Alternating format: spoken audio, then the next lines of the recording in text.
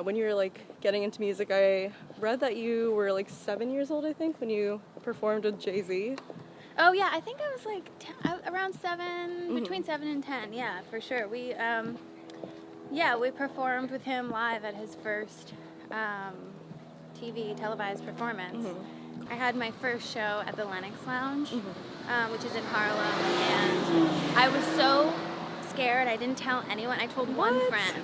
I was so influenced by pop music and R&B music from an early age that I kind of wanted to step outside of it and explore music so that I could develop my own style.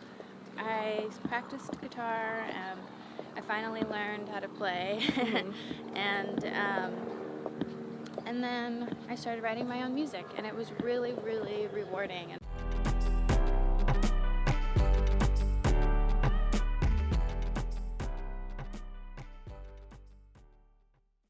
Hi everybody, it's Laura here for Sidewalk Talk, and I'm here with Dana Williams. Hi. All right, let's get started. Your dad was based in LA and your mom was based in New York City. What was it like growing up in two different major cities and like hubs? I definitely feel like I was exposed to two extreme cultures from an early age. Yeah, I love both cities, so I had a lot of fun moving back and forth, and there were a lot of different things that each city had to offer. Like, I feel like I got really exposed to jazz and Broadway music when I was in New York, and then LA was more I was listening to like top 40, so yeah, I think that moving back and forth definitely had an impact on my music. Got it. Was it difficult to like make friends since you were in both cities when you were a kid? No, I don't think so. I think that it's really cool now that I'm an adult, because when I go back to New York, or if I'm here in LA, I have friends kind of like wherever I go, you know? I know your dad was a musician. He like played for Michael Jackson and a bunch of other like major pop stars. Both your parents are pretty musical, but are there any like personality traits or anything like that that you developed from them, like temperament or interests outside of music? I definitely got the music from my dad,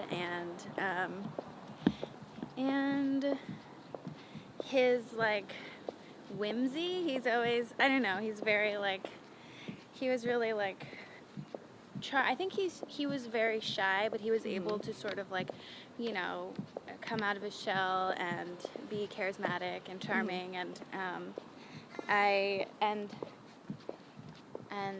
he was always very funny, which whenever people think of him, they think of like his sense of humor and his guitar playing. My parents are actually so different, you know, like my mom is very much like organized and like, so I think they bounced each other out, and yeah, I think I got an interesting blend, because I'm still like organized, but still like in this world of creativity that I got it. Yeah. When you were growing up, I know you were having a lot of like pop and like R&B music played in your house, like Michael Jackson and Madonna and stuff. How do you think those like influences affect your music today? Well, I think hearing that music and being around that music definitely sort of like inspired me to want to start writing my own songs, and I think really what it did was I was so influenced by pop music and R&B music from an early age that I kind of wanted to step outside of it and explore music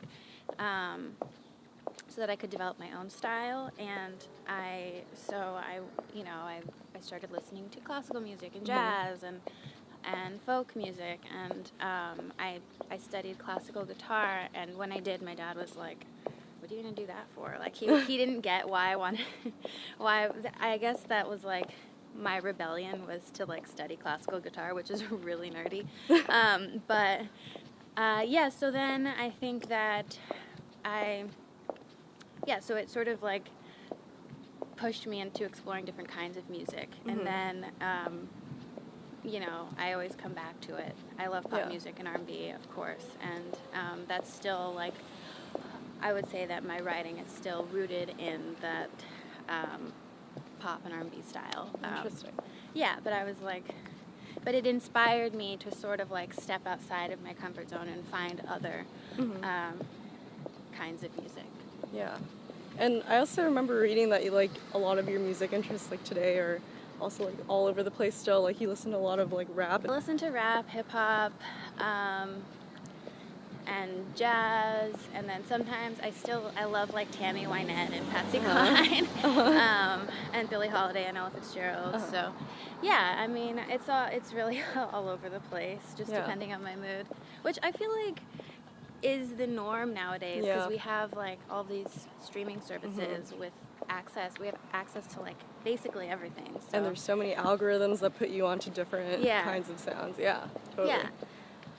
Who are your favorite artists like right now?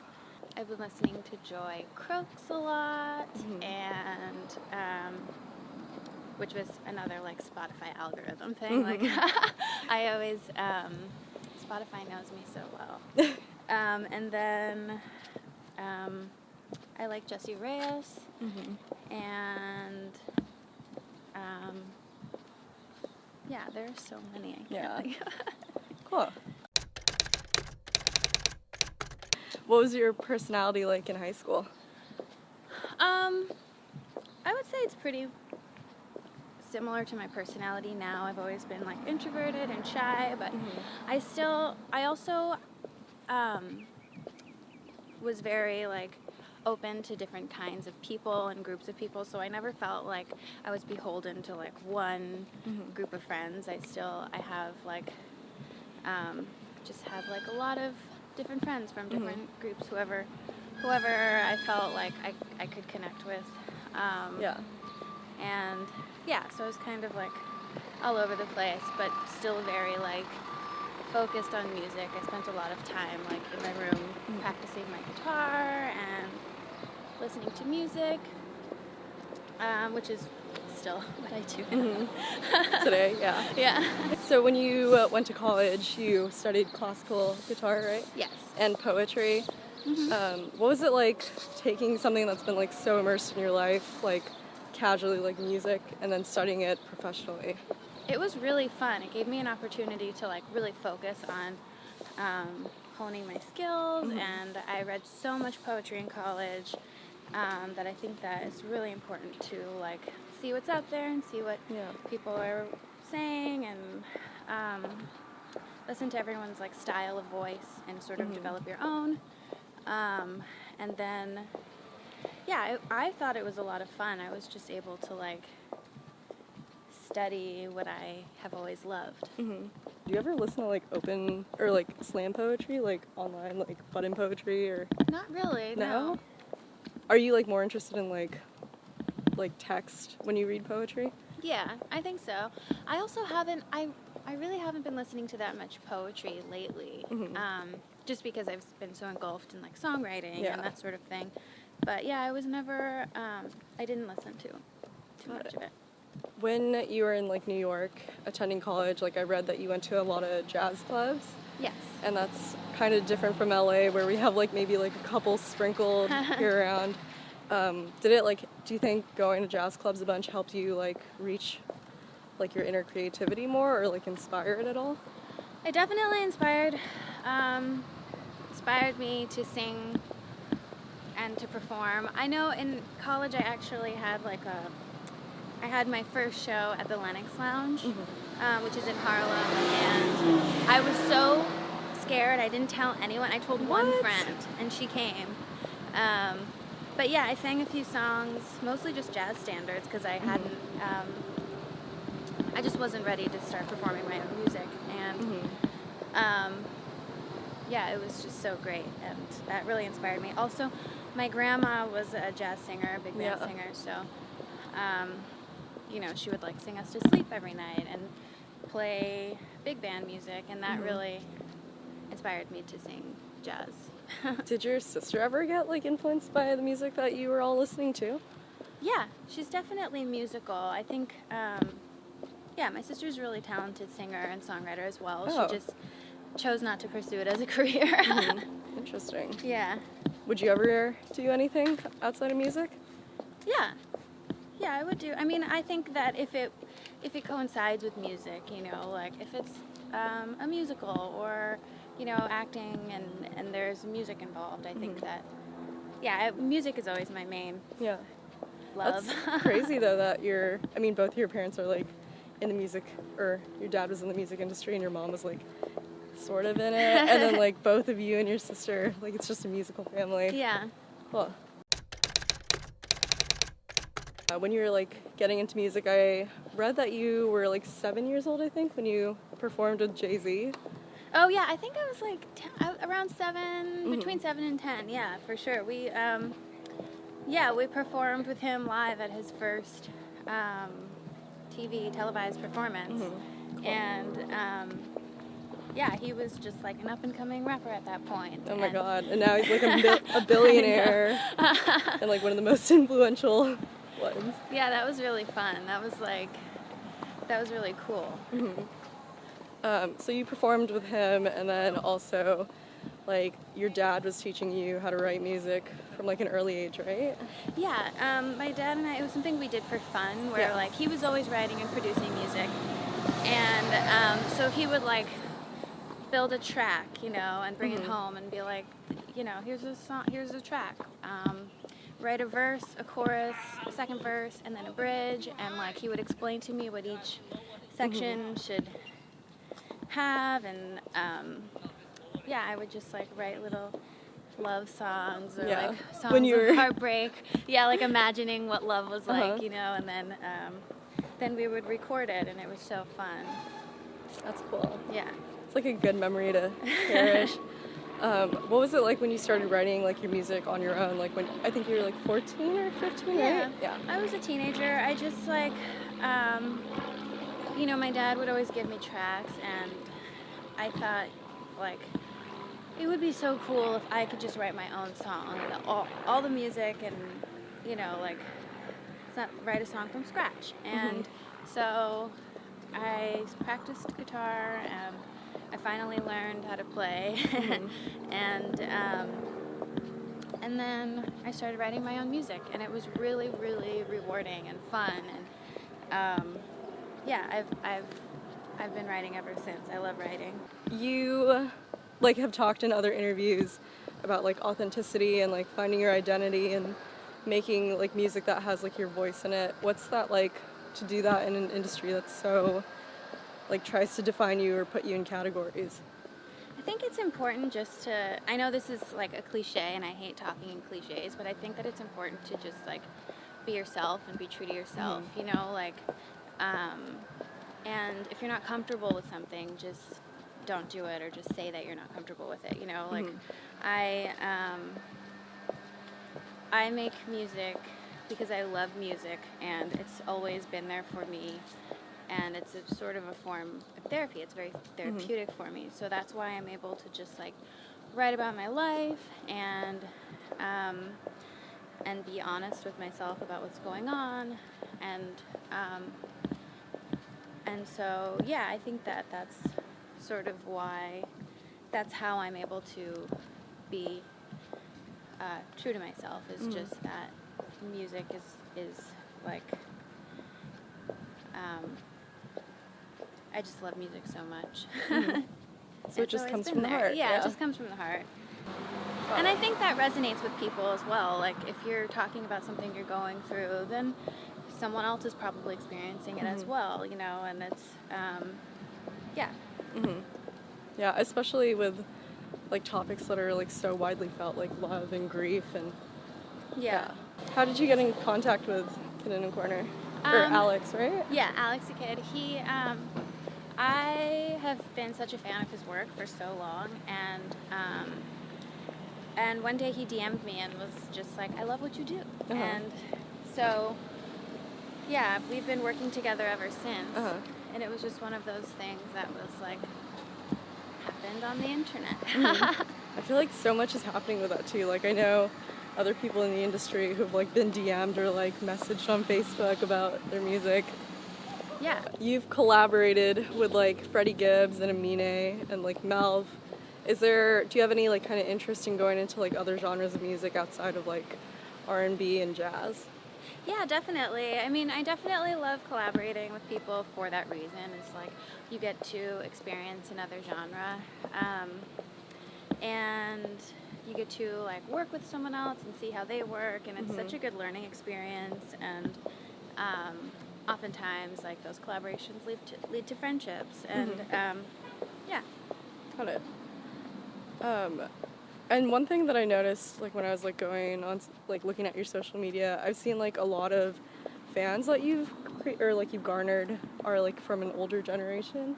How does it feel to like be able to make songs that reach like both like old and young people? Well, I think that goes back to like what I was saying earlier about how if you're writing about real life experiences, people can relate to that. So I think maybe I deal with like more universal themes that young people and as well as older people are able to relate to.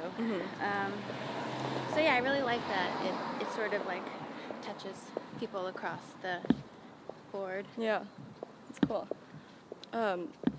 So going on to like highlights of your career, you put out your debut album in 2014 and then another one in 2015, right? Hi, morning. Would you consider that like some of like a really big moment for you? Yeah, I mean, I think that they were both very different sonically, and it's just sort of like, I think it's a nice way to show my growth as an artist is that is just like the difference in content, lyrical content, and the way that it's produced and the songs are written to the way that my music sounds now. It's like a very real way for you to see the way I have grown as an artist, I guess. Yeah, so. Yeah. You were on ABC's Rising Star and made it to the top 4. What was it like being on like a nationwide television show? It was a really nice experience to get to know all of the coaches. They were all really inspiring and helpful and thoughtful, and yeah. That's awesome. Cool. And then also you've had a song on an Oscar-winning film. Can you tell me more about like that song? Yeah, that was actually the first song. The song is "Keep Me Waiting," and it was the first solo song I ever released. Oh wow! And it's still one of my favorite songs to play live. But yeah, when I first moved to LA, I was like, I met Damien, Chazelle, and Justin Hurwitz, and we played music together a handful of times, and then one day Damien called me and was like, "I love your song, Keep Me Waiting. Can I play it in the movie?" And then it went on to win an Oscar, so that was really cool. That's awesome. So since you've been writing music pretty much all your life, but like mostly when you were like 14 or 15, how's your music changed from then to now? I would definitely say my style has changed a little bit. The older I get, the more jazzy it becomes, I guess. But also, I think I'm sort of venturing out of just like writing about breakups, and I'm becoming more open to writing about my everything else that's going on in my life. How would you say you've changed over the past couple of years? I don't know. I mean, I've definitely changed. I would say that. Oh, that's a tough question. Over the past couple of years, I guess I've become more open to new experiences and people, and I've just become more secure with myself. And yeah, I've become more comfortable with myself. Got it. That's awesome to hear. Yeah. What does love mean to you? Love is acceptance, I think. Yeah, love is just accepting another person for who they are, accepting yourself for who you are.